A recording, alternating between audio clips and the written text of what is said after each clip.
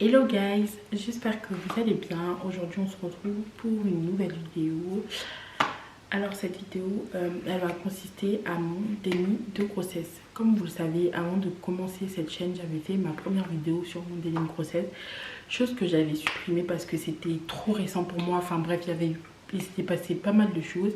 Et aujourd'hui, je décide de vous refaire cette vidéo pour attirer plus de personnes sur ce sujet, parce que beaucoup sont inconscients encore sur ce sujet, et aussi sensibiliser ce qui peut arriver, les symptômes, et puis etc., répondre un peu à vos questions, parce que c'est vrai que durant toutes ces années j'ai eu pas mal de questions. Après j'ai toujours essayé de répondre aux personnes quand elles me posaient la question clairement en message ou enfin sur mes réseaux sociaux, etc.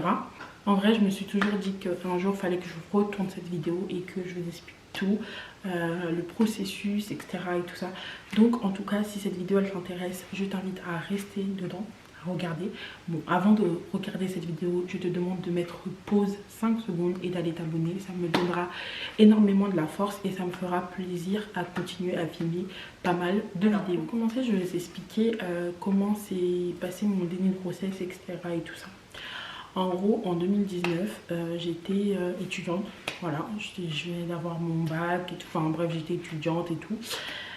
Et pour moi, c'était hors de question que je sois enceinte. Pour moi, vraiment, ça c'était la chute. Enfin, c'était un truc pas possible. Je faisais tellement attention que pour moi, c'était pas possible que ça arrive. Vous voyez? Sauf que, quand on fait trop attention, forcément, ça arrive. Non, en vrai, franchement, je faisais vraiment attention. Et je me rappelle que j'avais une de mes copines, justement, qui avait des doutes, etc. Tout ça, voilà, la jeunesse, on faisait des tests de temps en temps. Et franchement, pour vous dire, les tests que j'ai pu faire ont toujours été négatifs. Parce que je faisais tellement attention et que je me protégeais. Donc, pour moi, c'était hors de question. Alors qu'il faut savoir que la première chose, le premier symptôme, c'est ça, être dans le déni, c'est justement ça, ne pas accepter d'être enceinte. Parce que ton cerveau n'accepte pas l'information que tu es enceinte. Donc tu es dans le refus total. Et du coup, ton corps peut pas se transformer. Enfin, tu peux pas voir l'évolution de ta grossesse, ton ventre et tout ça. En bref, parenthèse. Du coup, voilà, je venais d'avoir mon bac, tout ça, je passais mon permis, etc. Et en fait, enfin, je faisais tout ce que les jeunes filles elles faisaient. Hein. Je buvais de l'alcool, je m'amusais et tout. Non. Vraiment aucun symptôme. J'avais aucun symptôme. Genre, j'avais toujours mes règles. Après, j'ai toujours été une personne de forte corpulence. Donc, mais même le ventre ou même des coups. Des coups. Vous voyez, maintenant, aujourd'hui, vu que j'ai vécu une vraie grossesse avec mon fils, je sais distinguer la vraie grossesse que j'ai vécue à mon déni de grossesse. Vous voyez ce que je veux dire? Parce que maintenant, je sais c'est quoi. Mais pendant mon déni de grossesse, même ressentir un coup, genre dans mon ventre, rien. Vomissement, rien du tout. Et le dites-vous, c'était le 29, c'est là que tout a vraiment basculé. Parce qu'en vrai, ce jour-là, les jours d'avant, tout allait bien. Je me sentais bien, j'étais en forme. Ce jour-là, je me suis levée, dites-vous. J'étais lourde, mais à un point, je me disais, mais c'est pas possible. Je me sentais vraiment pas bien. Genre là où je travaillais, parce qu'il faut savoir que moi, pendant les vacances, je travaillais en tant que faisant fonction. J'étais pas encore aide-soignante à cette époque-là. Et je faisais des petites missions par-ci, par-là et tout ça. Et je suis allée à mon travail. Et genre, enfin, ce travail-là, fallait favoriser les escaliers que de prendre l'ascenseur. Parce que l'ascenseur, c'était plus pour les personnes âgées, les fauteuils et tout ça, bref. Donc, je prends les escaliers, mais j'étais vraiment pas bien. Mais j'étais trop mal. J'arrivais pas, j'étais essoufflée, j'étais pas bien pour moi, mais qu'est-ce qui se passait? Et je veux pas vous cacher, on est entre nous, j'ai senti une envie, mais vraiment de faire caca, bizarre. Et en fait, il faut savoir que le travail avait commencé. Clairement, le travail avait commencé. Et dites-vous qu'en vrai, j'ai eu de la chance parce que pour moi, clairement, quand je me suis retrouvée à l'hôpital, pour moi, cet enfant était peut-être mort. Hein, parce que je comprenais pas comment ça se fait pendant tout ce temps. Cet enfant est dans mon ventre en sachant que je faisais n'importe quoi. J'ai consommé de l'alcool, chose qui n'est pas bien non plus. Et en fait, elle était en bonne santé, juste elle avait un petit poids, etc. Mais en vrai, c'est un truc qu'on se dit toujours, genre, on se dit toujours ouais ça peut pas m'arriver. Moi clairement vous savez sur France 2 je regardais tout le temps à 14h les émissions là qui passent là, ils montent surtout ma merci.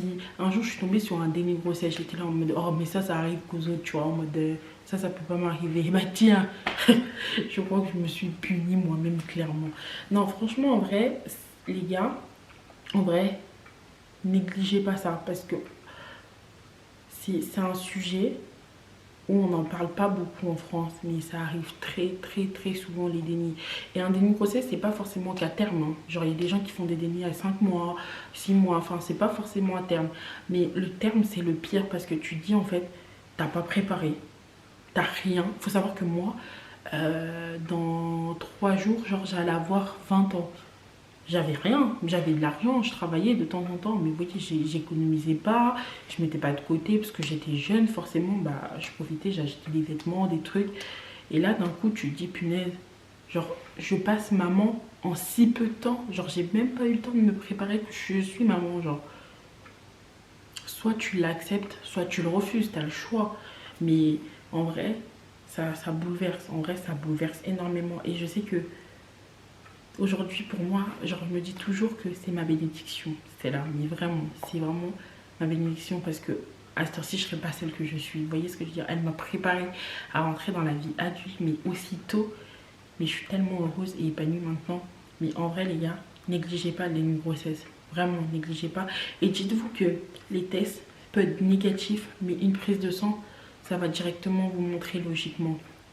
Mais les tests de grossesse, c'est pas du tout sûr que ça soit positif. Ça peut l'être tout comme ça peut pas l'être. Moi je sais que j'en avais fait 2 parce que j'avais une copine à moi qui était sûre d'être enceinte, enfin qui était enceinte, et vous voyez je voulais l'accompagner donc on l'a fait à 2 pour pas qu'elle soit seule. Moi il était négatif mais alors que vous voyez j'étais enceinte aussi.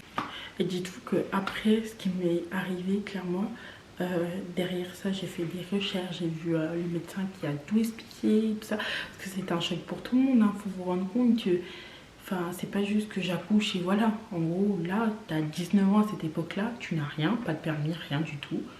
Et t'es en train d'attendre un bébé. Et en plus de ça, bon, après, ma vie amoureuse n'était pas top non plus, en plus. Mais là, tu te dis, ah ouais, je deviens maman là, je dois me lever, je dois me battre. Et franchement, à toutes les filles à qui ça peut arriver, honnêtement, ne lâchez rien. Parce qu'il faut savoir que c'est pas vous, genre c'est pas vous qui l'avez voulu ou qui l'avez souhaité, c'est comme ça, on peut rien y faire face au déni de grossesse. Après d'un autre côté, je vais dire que c'est aussi vous, parce que c'est dans la tête, tout se passe dans la tête. En fait, il faut savoir que le déni de grossesse, à partir du moment où toi, tu ne veux pas accepter que tu es enceinte, et ben tu seras toujours dans le déni. Du coup, tu verras jamais la transformation de ton corps parce que l'information il est bloqué dans ton cerveau, il veut pas faire passer, enfin ton cerveau veut pas faire passer l'information à ton corps et pour prendre forme d'une femme enceinte, etc. Donc pour toi t'es pas enceinte, donc t'es pas enceinte alors que tu es en train de garder un bébé dans ton ventre. Et il faut savoir que moi ma fille elle était derrière mon bassin. La plupart du temps c'est toujours comme ça, la plupart du temps ils sont toujours cachés à des endroits comme ça. Ça je sais que c'est une étape qui est vraiment compliqué parce que c'est pas comme si tu vivais une grossesse, là tu t'y attends pas. En plus imagine t'as pas de situation, t'es toujours chez les parents, tu dois te dire non mais voilà je suis la honte de mes parents, voilà je tombe enceinte comme ça, etc.